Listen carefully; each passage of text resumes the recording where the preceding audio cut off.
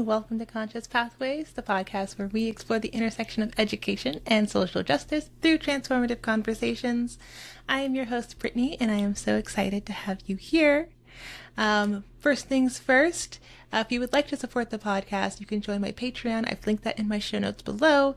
You can join the Patreon for just $5 a month. You get early access to this podcast, my newsletter, monthly live streams, as well as you can do an Ask an Expert, which means you get to ask me specific questions that I can ask on the air for our guest to answer.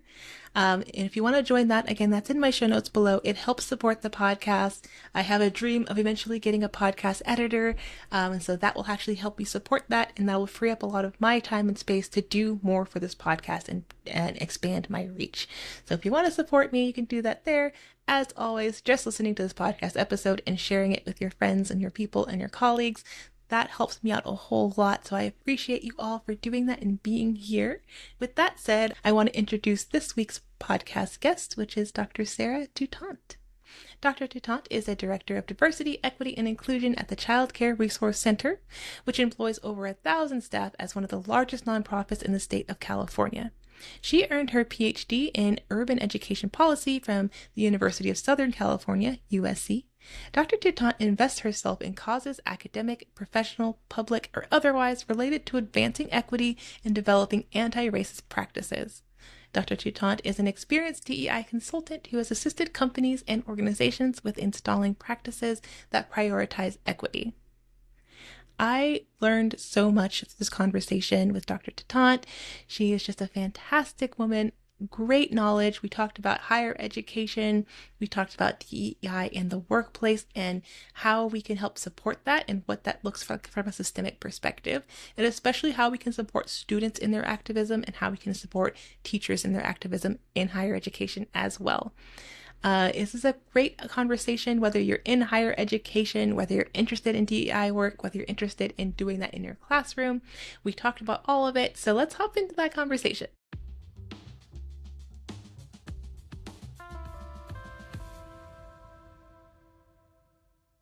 Thank you for joining me on Conscious Pathways. Welcome. I'm joined by Dr. Sarah Toutant. Thank you so much for joining me. Thank you for having me. I'm excited to talk. I'm so excited to have you on here.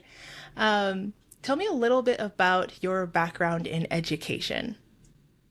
So I have always been passionate about higher education specifically, and I started at the University of San Francisco as an undergraduate student, and then I navigated to my master's and PhD in education policy, specifically at the University of Southern California, USC. So throughout my journey in higher education, I have been passionate about advocacy, social justice issues, equity, diversity, and inclusion, and really creating a really good experience for students on campus. I have now matriculated outside of higher ed, but I definitely still have strong ties to academia and higher education. What kind of inspired you to want to start studying education policy? Like, what was your thought process going into that kind of program? That's such a great question. Honestly, when I first started thinking about higher ed, it really was focused on students. I was specifically interested in student affairs and the way that students are engaged with staff and faculty on campus, right? And what the student experience is and where can students go to find support, right? And that was my original motivation. But then when I got into the PhD in education policy, it was because I thought I wanted to be a professor. And I thought I wanted to really kind of, be the change that I think academia needs to see and have more people and more professors, people that look like me, right? And, although that didn't end up being my ultimate career path, I still think that higher education has a long way to go as it pertains to ensuring that students have faculty and staff that are represented, that are representative of the population of students. So, it's something that I miss engaging with students like I used to, but I still find ways to support as I can. Yes, and that is something that I also didn't realize was so important because my higher education journey started in community college, and I feel like that was pretty representative of like, who we Right. were. But, when I got my bachelor's and I went in person, it's a primarily Hispanic serving institution, and all of my professors were pretty much people of color. Mm. And I had never experienced something like that before until, I went to this specific school and I was like, oh, this is nice. I see myself everywhere and walking through the halls and there's just brown people everywhere. It was an eye-opening experience. Right, right. And for so many people that's not the case in terms of Mm-hmm. being a diverse range of folks. And, I think that there's still a long ways to go to ensure Yeah. that there is representation. And then Mm-hmm. even beyond that, that just because you have a diverse space or a diverse population, that they're being included and they're being treated equitably. So um, Yes. I hear you. I hear you. Yes. And on that subject of, diversity and equity, tell me a little bit more about the work you're doing now, since you're out of the higher education kind of field, but what are you doing in this moment? It's so funny because if you were to tell me 5 years ago where I would be now, I would not believe you. Oh, and Mm, not in a bad way, just because I think that life has a way of surprising you and that it does. anyone's career journey is exactly that. It's a journey. And I think that it's so important to be open to what transferable skills you might have. So currently, I'm a director of diversity, equity, and inclusion for a large policy and advocacy nonprofit organization. We have about 1,300 staff. And it's a massive undertaking, to say the least. But I oversee all of our diversity, equity, and inclusion initiatives as it pertains to employees and ensuring, just like I used to ensure that students had an equitable and inclusive experience on campus, now I do the same, but for employees in the workplace. So it's similar work in the sense of the diversity, equity, and inclusion and that piece, but it's a completely different field with different challenges and positives as well. It's not higher education, I'll tell you that. I'm making my first kind of steps into higher education, so I'm sure I'll look back on this conversation and be like, you know what? I know what you were saying. I'm picking up what she's putting down now. Yeah. So, as most people know, the work over the past couple of years has been under a lot of scrutiny. How has that experience been for you? Practicing it and training on it, and mentorship and all of that. Yeah, that's a great question. And to be honest, I'm still kind of navigating it because, I'll start with this. I think that if you want to go into diversity, equity, and inclusion work, it does have a large kind of burnout rate just because it's people work. Anything that relates to people, you're going to get a large burnout rate or turnover rate, perhaps. Mhm. I'm currently kind of navigating that because it's interesting. Unlike other fields of focus, I is very much linked to what's going on in the socio-political climate at the time. Yep. So if we take ourselves back to 2020, the murder of George Floyd, DEI was, oh, we have to invest in it. This is where we need to go. This is the future. We need to ensure that companies in higher education and whatever type of institution, medical field, higher education, nonprofit, corporate, didn't matter, that everybody had to have a DEI team.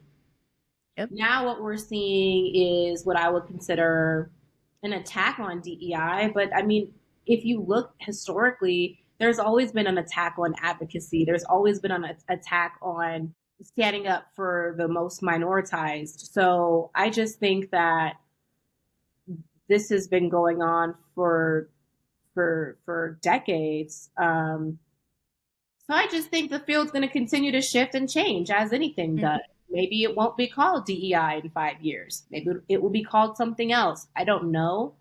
Yeah. I think that the companies and the organizations and the institutions of higher ed that are doing diversity, equity, and inclusion work correctly, they're Hmm. not necessarily phased because they they know how to navigate the turmoil, right? And if Mm. you've really been doing the work and it's not performative, it's not going to be too difficult to figure it out. What I will say is difficult is what I tied back to in the beginning, which is the burnout and Mm-hmm. constantly seeing what might be being said about DEI, constantly trying to have to convince and share with people what it actually is and what it's not. But in my career, I can say 10 times out of 10, really, when I explain what diversity, equity, and inclusion is, people are pleasantly surprised and are like, oh, well, that doesn't sound that bad. Like, that sounds like a good thing we should all be doing. And I'm like, right, it Yeah. does. It really does. We should be inclusive of all people. Yeah, we should be mindful that some of us might need a little bit more support than others. Yeah, we should be mindful that when you have diversity, that ideas and innovation increase. Yeah, like, so anyways, I was going off on a tangent, but I was right there with you. I was like, yeah. And you brought up a really important topic, especially when it comes to DEI work, because a lot of the time, the full grunt of the effort and the full grunt of like yeah, the work is falling on the shoulders of, BIPOC people. And burnout is incredibly high with this kind of work, right? So, yeah. what kind of strategies or what kind of ideas do you have with, people who are doing this work to kind of Right. either taking care of themselves or preventing burnout, or what can companies do to also support people doing this work? hmm Oh, you got to take a vacation. I'm on vacation right now. Mm, I'm on yes. vacation right now. Yes. I think that you really have to do a few things. I think for me, and I could just speak from my experience, one of the things I do is I definitely take breaks when I need them. And that break can look like a day and it could look like 2 weeks, which is what's happening right now. It can look like, you know, ensuring that I'm blocking off enough time for myself outside of work to understand that I have a life outside of the day to day. That is so important. And I think whether you're in higher education or you're somewhere else, unplugging from work is critical, Yes. especially if you're in DEI work. Another thing that I do as a DEI practitioner is I cannot constantly have my DEI hat on. I will be in a movie and I will be like, oh, that's not really inclusive, or they should have done this. And I can't do it. I have to turn off my switch just so that I can relax That and is so not. hard. It is so It is difficult. so hard. I know it really, really, really is. Hmm. But I noticed that I need it because if I don't, Hmm. I'm just angry all the time. Yeah. Just so Understandable. Yeah. right. And then I think another thing that I like to do is I like to make DEI work fun. I like to make it, with the workshops that I might do, or the way I talk about it, or how I might make a joke. Like these are, I keep it. I approach the work with candor is what I try to do. Radical candor, and I think that really helps me also to avoid burnout a little bit. And I think also companies need to understand, companies or places of higher ed, whoever your diversity, equity, and inclusion team is, I think it's really important to be mindful that this work does and will take a toll on you. But what about you though? I mean, sure you hear about DEI all the time, and Yeah. how do you kind of navigate unplugging, if you will? Yeah, I think a lot of what you mentioned, like you just have to know when to take your break. Especially I know me as just a black woman. I tend to just do the most at all times, always, just constantly doing the most. And so it can be hard to recognize that in yourself when you are Right. needing a break, because we just tend to keep pushing and keep pushing because, you get that mentality of like, oh, because I can. But just Yeah. because you can keep pushing does not mean you should keep pushing, right?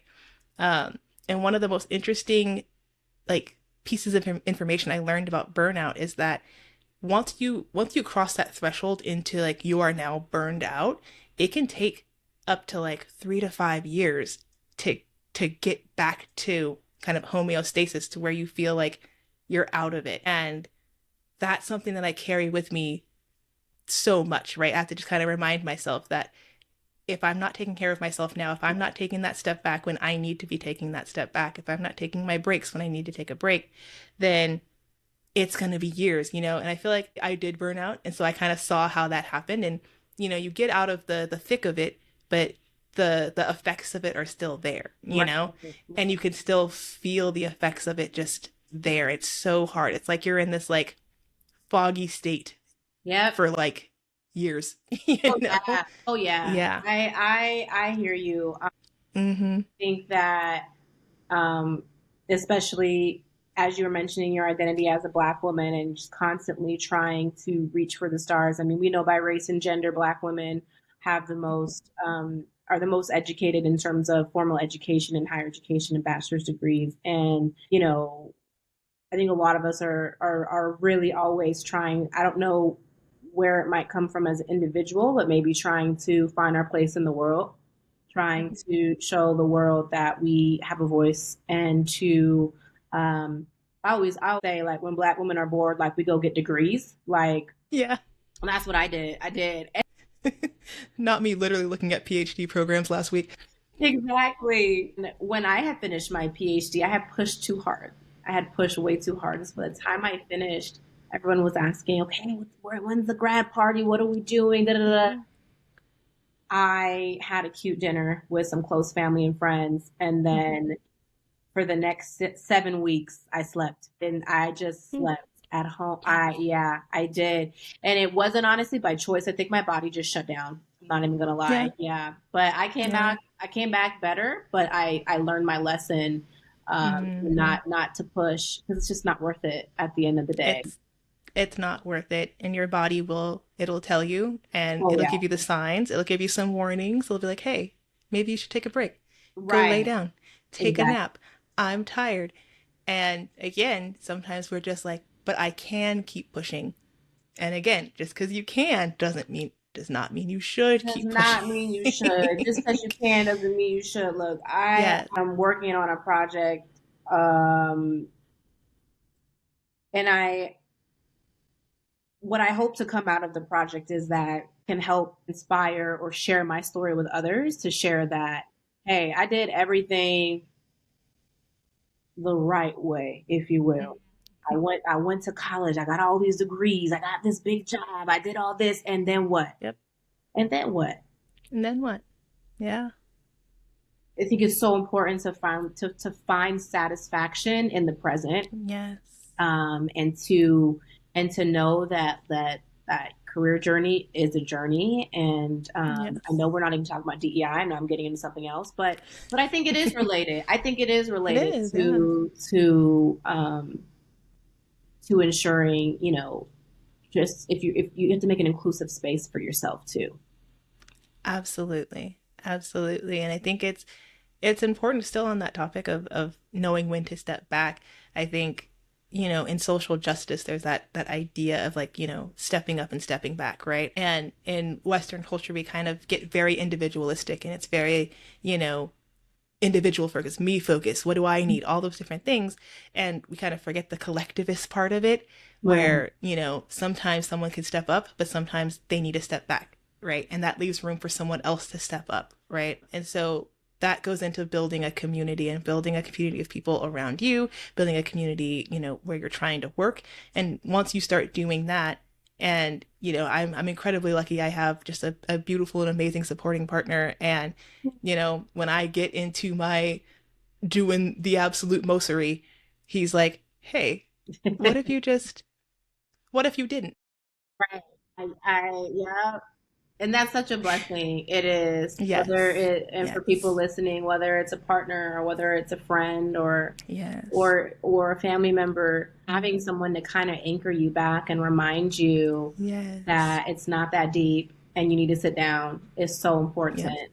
My husband is Yep. the same for me, and constantly reminds me when it's okay to sit down and get a Yes. box of sweet treats and watch a show Yep. and forget about the world for Yep. a second.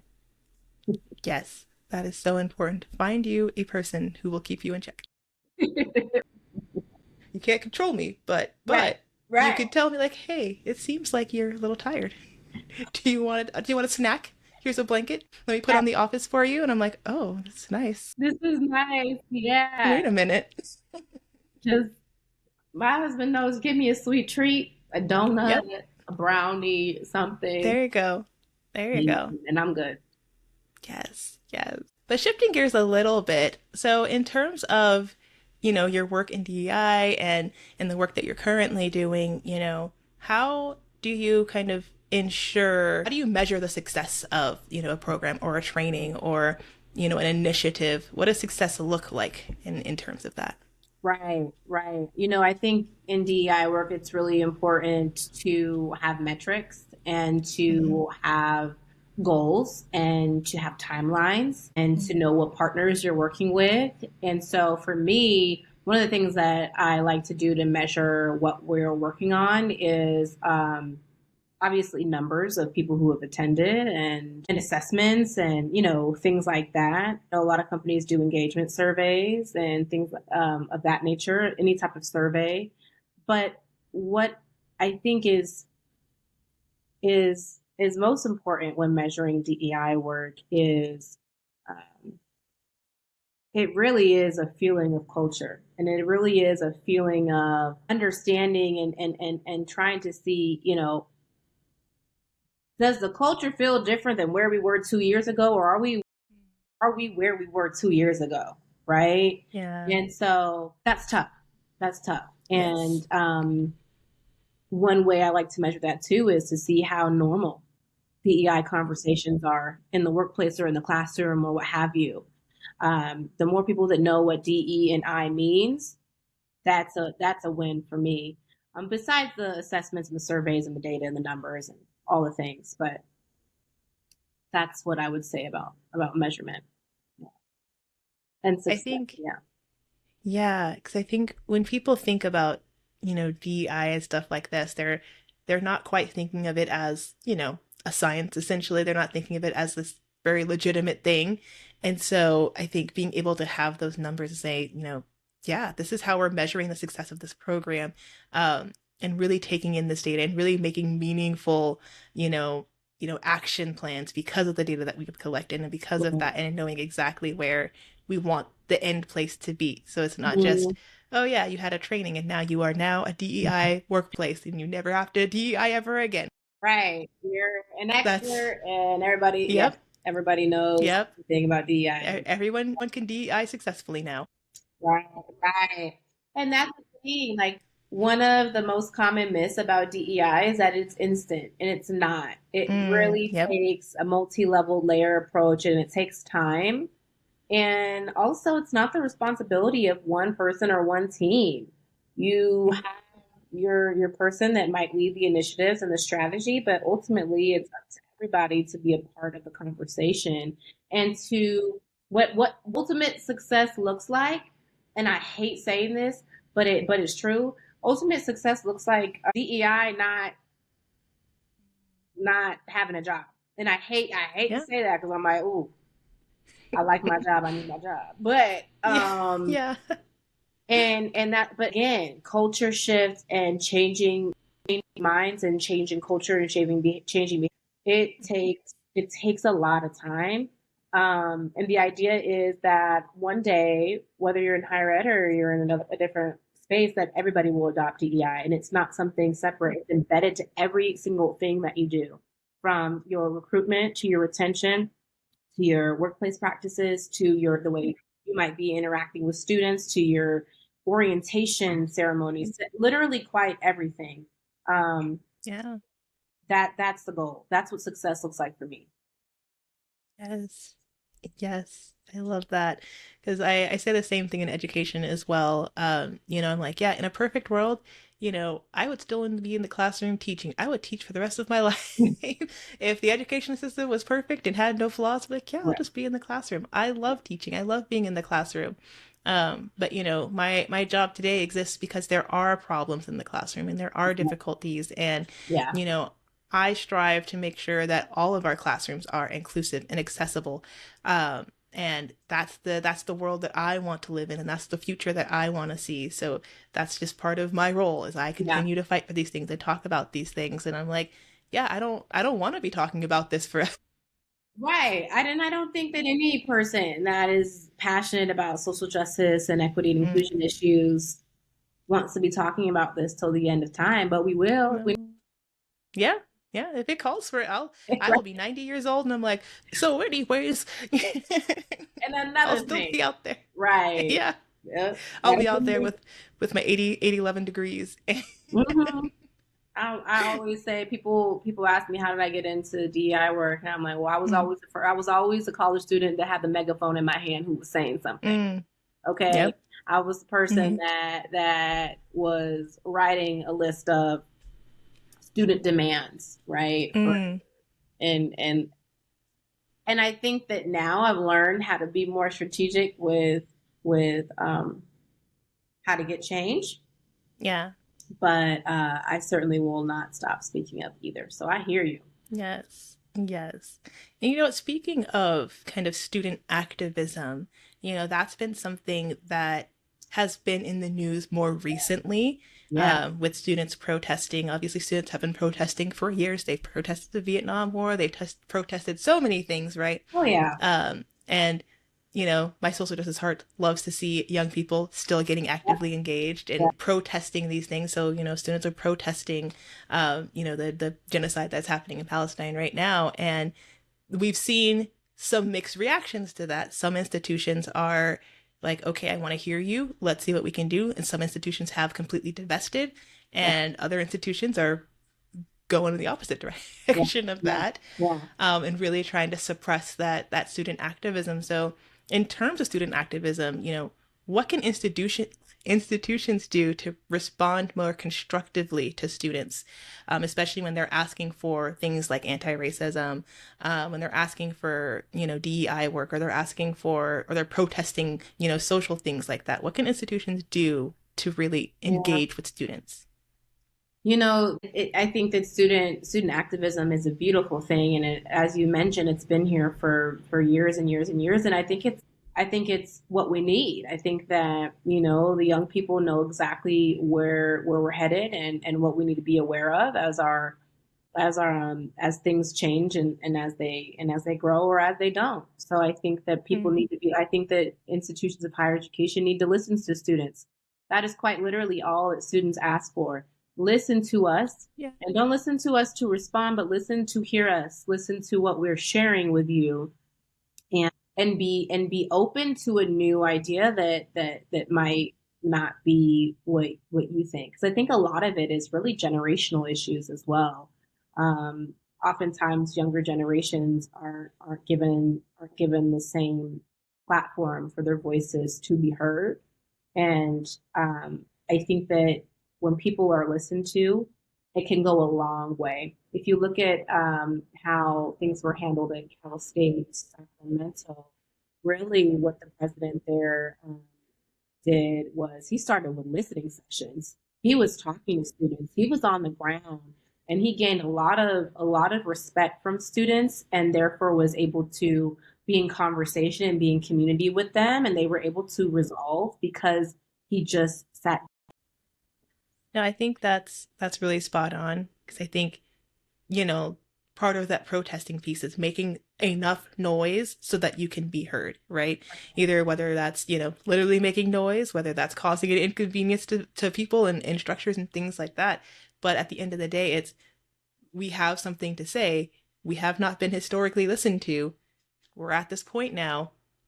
Listen to us. Listen to what we have to say. Listen to our point of view, where we're coming from. What do we want?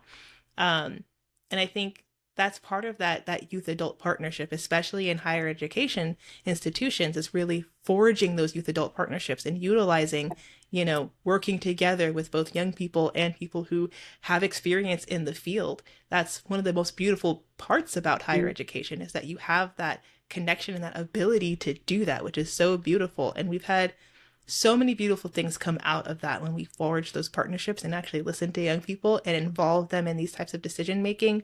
That's how we build a community within these Yeah, institutions. yeah. which is Yeah. so needed. Yeah. Radically listening. 100%. I agree. Yes. I definitely agree. Yes. Radically listening. I love that.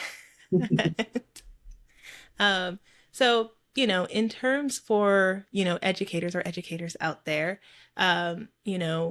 what can educators be doing with either within their school community or, working with admin and working with families? What can they be doing to kind of do more DEI work within those types of institutions? I think it's similar to the work that I do now, more that's more like in a corporate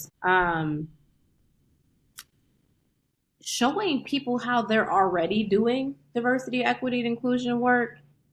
Start with what you're already doing instead of telling people what they're not doing. Okay, so I would say that what are you already doing in the classroom that could be that's inclusive? What are you already doing in your practices and your and I think that but another is, again, like we mentioned, radically listening to what the needs are and doing kind of like a needs analysis of trying to figure out what folks are actually asking for. Because I can tell you right now, when I was in college, it was probably very different what we were asking for versus what the students in college now are asking for.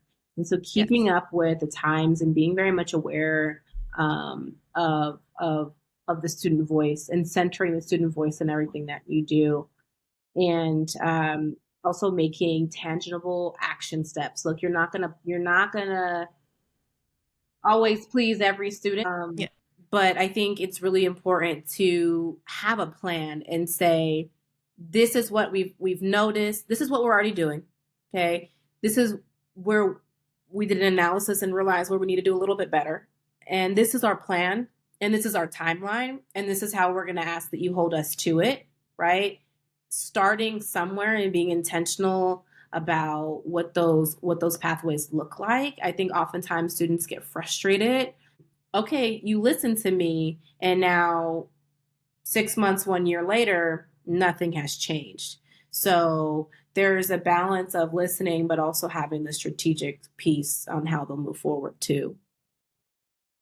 Yes, yes. And students are so incredibly like they're smart and they're intelligent and they Yeah. love to learn.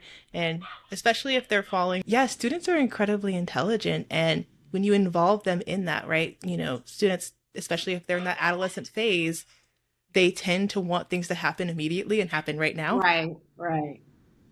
And especially when you're in higher education, institution like that, things happen very slowly. Typically speaking, it's Oh, yeah. it's painfully slow how these things happen, but including them in that process as much as possible so that they see, like, yes, I am trying to do things. It's gonna take time. We're Yeah, not gonna see it tomorrow. Probably not gonna see it this semester. Maybe we'll see it next semester, but you never know. right, right, And involving that in that's kind of where that youth adult partnership comes in, right? Because as the adult who has the experience in the field, who has experience with the institution, who has the experience, working with these things, you can say, yeah, this is going to take X amount of time, or this is going to take a while for us to get there, but we're going to keep trying. And this is how we can do that. And then right, the young people are coming in there with their fresh new ideas or the ways that they are experiencing things and the ways that the world and society has shifted and changed, and how right. perhaps the institution isn't keeping up with that. And so, that keeps, us on like the finger of the pulse of what's actually happening with young people and what's the future that they want to see. And also just knowing that, when you're working with the government, it's going to take a long time. So tell me, how do you reimagine education? Yeah. You know, oh, that's such a tough question because I was in higher education for quite a long time, and now I am not in it, and I've left academia. And so many of the people I did my PhD program with also left academia.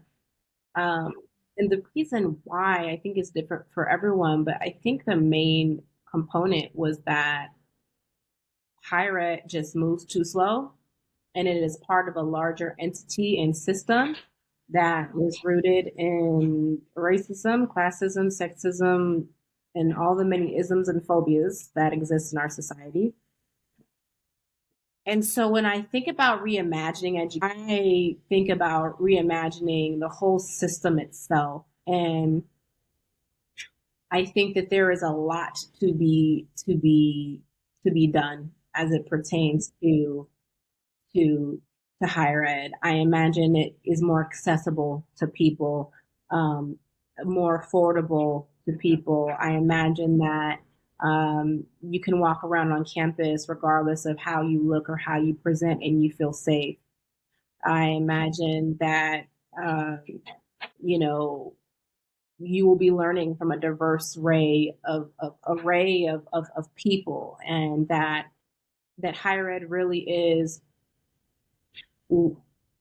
gets back to what it was supposed to be, which was to educate and to teach and to be in conversation and agree to disagree, right? And you know, I also would hope that it did a better job at providing a pipeline for students once they graduate and giving them some more support to transition, because the higher ed system that I know, they, you go in and bright-eyed and bushy-tailed and you graduate, and then you're like, well, now what?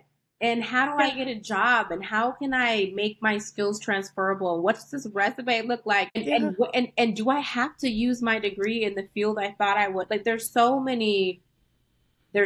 much more opportunity that I think institutions of higher education can get on and help students navigate post grad life. So, that's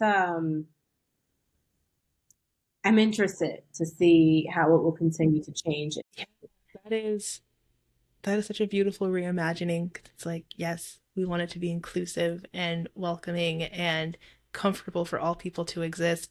And also at the same time, that postgraduate life is so daunting. Yeah. It's so daunting. I feel like after I finished my master's, similarly, I just rested. I think I took a week off of work and I just Yeah. rested. Yeah. I don't think I did much but be at the beach and just exist. Yep. And That's enough. that was enough. Same thing. People were asking me like, okay, so, are you gonna have a party? Are you gonna walk at graduation? And I was like, I already did the walking thing. I don't feel like it. Yeah. I just don't feel like it. I'm Right. tired. Yeah. I want to exist. Uh-huh. You know, Uh-huh. No, and I'm right there with you. yeah, it took a couple of months for me to be like, my Sundays are mine now. It was wild because before it was like, I gotta write all my papers, I gotta meal prep, I gotta, and I was like, whoa, I can just not do anything on a Sunday.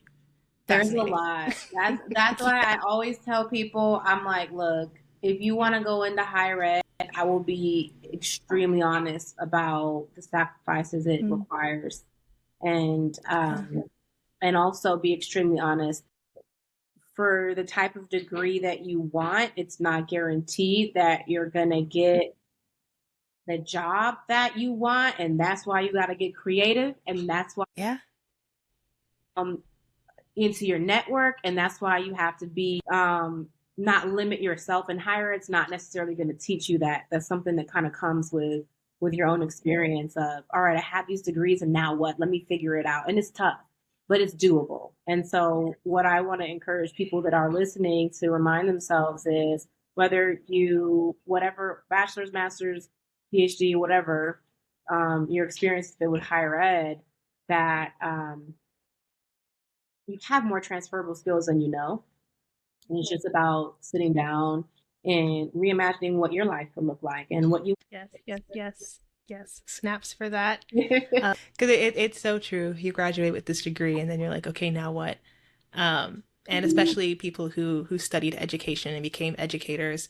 And, like we mentioned before, there's a high rate of burnout in education, whether you're doing, early education, K through 12, higher education itself, there is just incredibly high rates of burnout because they're asking a lot of you. And, just knowing that your skills are transferable. I've taken breaks from education and then felt ready to come back. I've come and go out of education. It's always there. Yeah, Right? We're always right. going to need education. It's not going anywhere. Exactly. Yes. Exactly. I Yes. can go But pick up I've a class taken, here or pick up a class yep. there. Right. Mm-hmm. Like, it's always there. You can always go back to it. But, like, wrapping it back around to our conversation that we kind of started on, that if you need to take a break, if you need to step away and just do something else, just know that one, your skills are transferable. You've learned a lot of things along the way. There's, especially if you study education, there's so much you can do with Right. that, right? You're not just pigeonholed to this one thing. You can do so many things knowing about development, knowing about how people learn. You can do anything. You really can. And it's Yeah. amazing. Like now I have a career in human resource, Mm-hmm. aka people and culture is what we refer Mm-hmm. to, and the people side of the business. And I never Yes. thought that I would be there, but it makes a lot of sense because a lot of my role Yes. is educational. It's Mm-hmm. facilitating, it's conversing, it's thinking for our strategic goals. There's so many things. I mean, especially even the research portion, like that's a big piece too. You learn in research in your master's program or even in your bachelor's or doctoral program. Research is a big thing that's transferable into the workplace. Like there's so many opportunities, and I think it's just about how you spin your experiences, and also understand that no one knows what they're doing. We're all Yeah. just doing our Yeah. best, and some Yeah. people make it look better than others, but no one knows. Like No one it's knows. okay to take your time Yeah. and figure it out. I still don't know what I'm doing half the time. I'm joking, but Girl, you same. know. Some days I'm like, yeah, and other days I'm like, what are we? Yeah. And that's okay. It's part of the journey. It's part of the journey. It's part of the journey. It's part of life. I always say my favorite part about turning 30 is I don't know what I'm doing, and I'm more okay with that. Oh yeah, I had is in her 80s actually, and Wow. uh, she always tells me, I don't know what I'm doing. Still, I still don't know. And I think that's the beauty of That's the beauty of it. Yeah. life and career, and all the other things, personal life too. It's like we're all just doing our best. This is the first Yeah. time that I've ever experienced being in this stage of my life. I've never done it before. And I'm sure I'll be saying the same in a year. I've never done it. I'm still figuring it out. Like being in the present is such a gift though. And so I think that goes for anyone who is thinking about um, where they see themselves and how they can show up in their career or their workplace or what have you is just do your best. That's it. And take Yeah. breaks. It's okay. It's Yep. okay. Yep. Keep learning. Take your breaks. Do your best. You're golden. That's it. That's it. It's not that deep. Well, Dr. Toutant, I want to thank you so much for joining me and engaging me in this conversation. I feel invigorated. This was amazing. Where can my audience find you? So you can find me on LinkedIn under Sarah Toutant, and maybe in the future we'll get the website back and running. But for now, you can find me on LinkedIn. Okay, and I'll link that down in the show notes. So if you want to see what Dr. Toutant is up to, you can see it down there. Again, thank you so much for joining me. This was absolutely amazing, and I have all the good feels and good energy now. Good. Thank you for having me. I had a great time. Thank you. Yes, thank you.